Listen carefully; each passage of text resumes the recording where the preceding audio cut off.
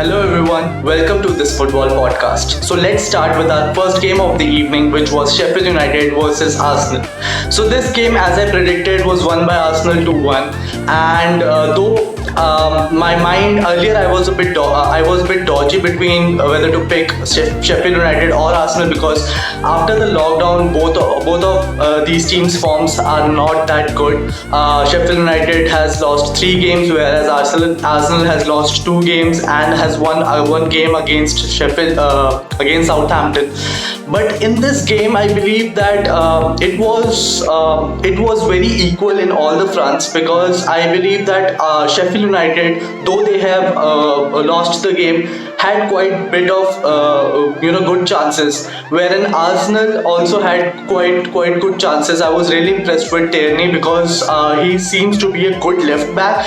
Apart from Robertson from Liverpool, I don't feel that the Premier League has good quality left backs who can go ahead and attack as well, or be very defensively potent as well. So Tierney looks a bit of a ray of hope for Arsenal in the left back position, because this is a position that Arsenal is trying to build for a very long time. Coming back to the game, I feel that Sheffield United gave a very good fight to Arsenal.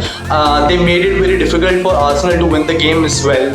And though Arsenal deservingly went ahead in the game after the penalty by Nicolas Pepe, but Sheffield United, on the other hand, had 2 goals which were offside basically, but still they were trying to attack. So now for me, Sheffield United is a team who doesn't attack much.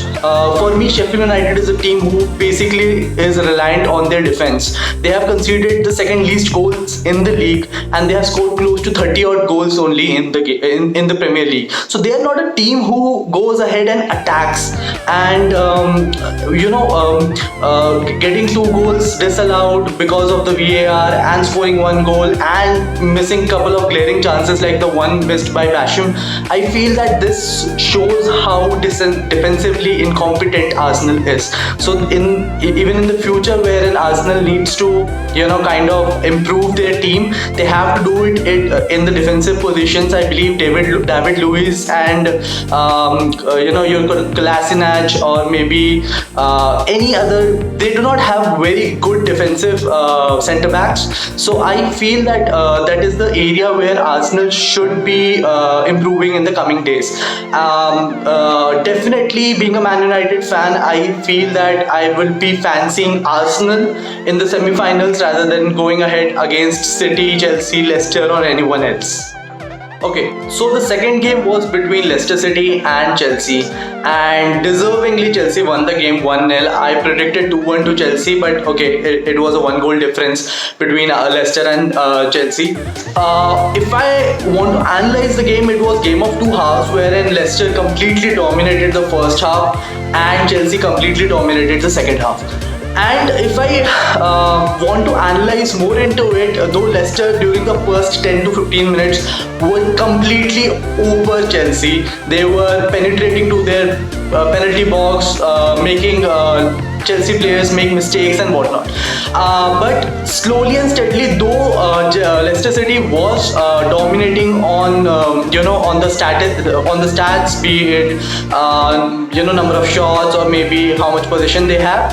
Slowly and steadily, Chelsea started gaining confidence, and they made a lot of changes in this game, and that completely showed, because similarly yesterday when Manchester United made a lot of changes in the first half, Manchester United did struggle against Norwich, and it was the similar case wherein Chelsea was kind of struggling in the first half. In the second half, oh my god, they just completely killed the game.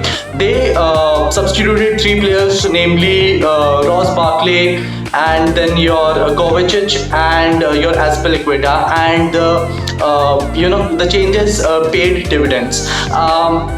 If I may tell you, like, this is a question to all the Chelsea fans out there, or be it any other fans out there, I feel that right now Chelsea has the best midfield in the league.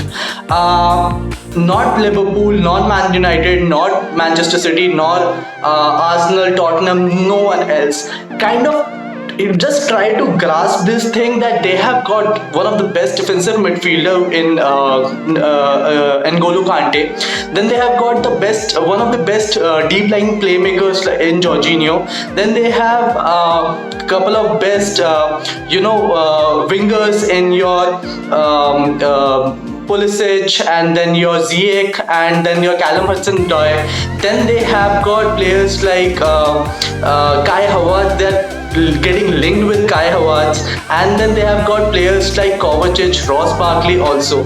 So, like, even if they play 4-3-3 or 4-2-3-1, I feel that their midfield is one of the best midfield, because then they have got some young talents like your Mason Mount, Billy Gilmore, these players coming in. So I feel that right now Chelsea has the best midfield in the Premier League.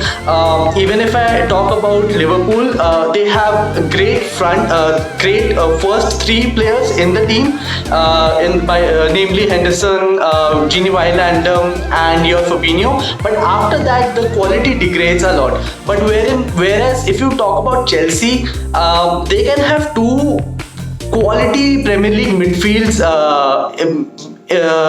in the league. So this is my take on Chelsea. I'm really scared about how Chelsea will come up in the future.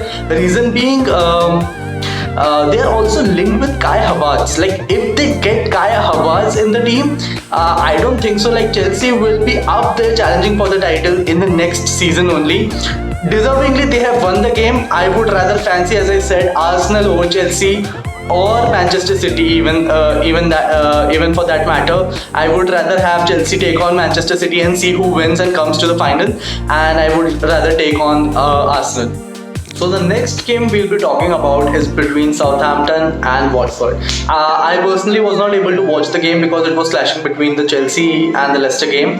But come on, man! Like, you have to bow down to Danny Ings. He could be getting the golden boot, right? Southampton definitely won the game 3-1 courtesy to a brace by Danny Ings and a beautiful goal, beautiful free kick by Ward-Prowse. So Ward-Prowse for me is one of the best dead ball specialists in the Premier League. He has scored a lot of goals through free kicks only. But come on, man, let's talk about Danny Ings. He was definitely a Liverpool reject, went back to Southampton, and he is doing bets this season.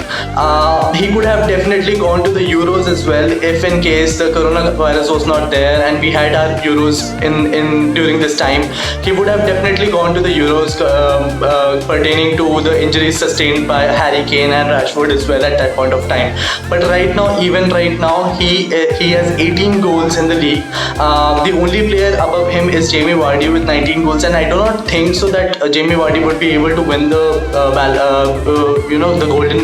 the golden boot.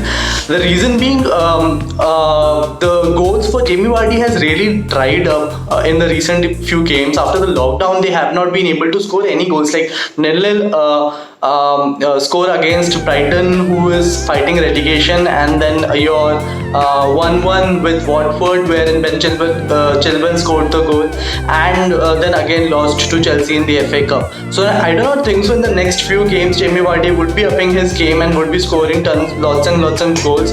But majority of the goals for Southampton comes from Danny Ings. Like, every player in their midfield looks for Danny Ings, the runs that he's making off the shoulder of the defenders and everything. So I feel that Danny Ings surely has a very good chance of winning the golden boot this season, and that would be great. Like, none of the top six sides, the traditional top six sides of your Arsenal, Manchester City, Man United, Tottenham, Chelsea, none of their players are winning the golden boot, whereas Danny Ings, who is in Southampton, who was struggling somewhere in the mid-table, is getting the golden boot. Also, I just saw that the teams from 7th till 13th are only separated by 5 points. So anybody can basically finish in any position.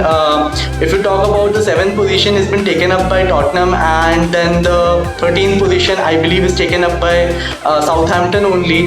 And Tottenham has 45 points, whereas Southampton has 40 points. So only 5 points are separating all these 7-8 teams.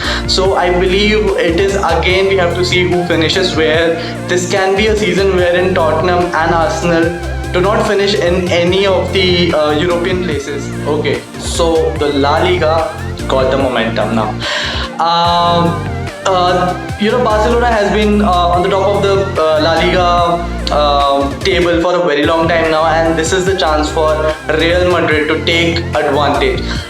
Barcelona drew the yesterday's game against Celta Vigo 2-2, courtesy to a beautiful it was a beauty by Iago Aspas, wherein he just curled the ball to the far post of Ter Stegen, and it was a beautiful free kick. And right now the onus is on Real Madrid, wherein we have to see if they can take advantage of this. They have a game against Espanyol, which I believe that won't be that easy. It would be difficult for Real Madrid to take advantage over here, but if they take advantage right now, I believe the title is going to Real Madrid. Barcelona won't be able to, gain the advantage again, and this is the right time for Real Madrid to take advantage of the situation.